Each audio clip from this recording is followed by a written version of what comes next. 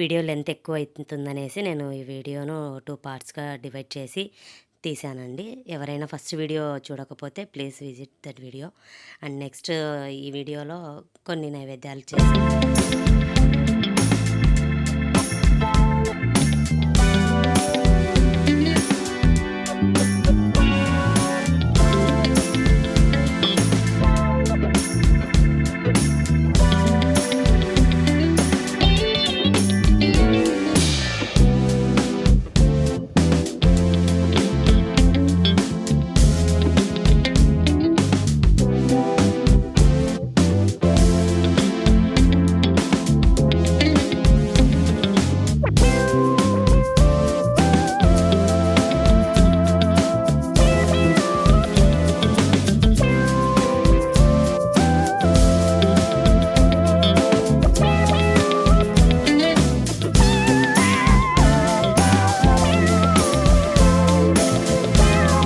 తర్వాత ఇంకా పూజకు నేను రెడీ అవుతున్నానండి.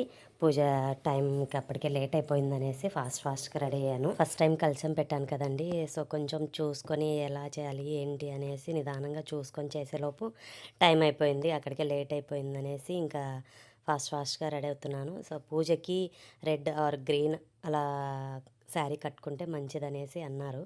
సో అందుకోసం నేను ఇలా రెడీ అయ్యాను. నా లుక్ ఎలా ఉంది చెప్పండి. లక్ష్మీ వ్రతం రోజు చాలామంది ఆడవాళ్ళు చాలా అంటే చాలా చక్కగా రెడీ అవుతారండి. అచ్చం లక్ష్మీదేవిలాగా అనిపిస్తారు.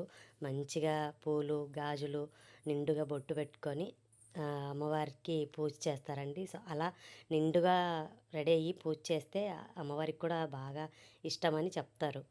సో అలాగా మంచిగా రెడీ అయ్యేసి నేను ప్రిపేర్ చేసిన నైవేద్యాలన్నీ అమ్మవారికి సమర్పించి దాని తర్వాత నేను అమ్మవారి కథను చదివి మా ఇంట్లో వాళ్ళందరూ కలిసి ఈ పూజను కంప్లీట్ చేసుకొని అమ్మవారి బ్లెస్సింగ్స్ తీసుకున్నామండి.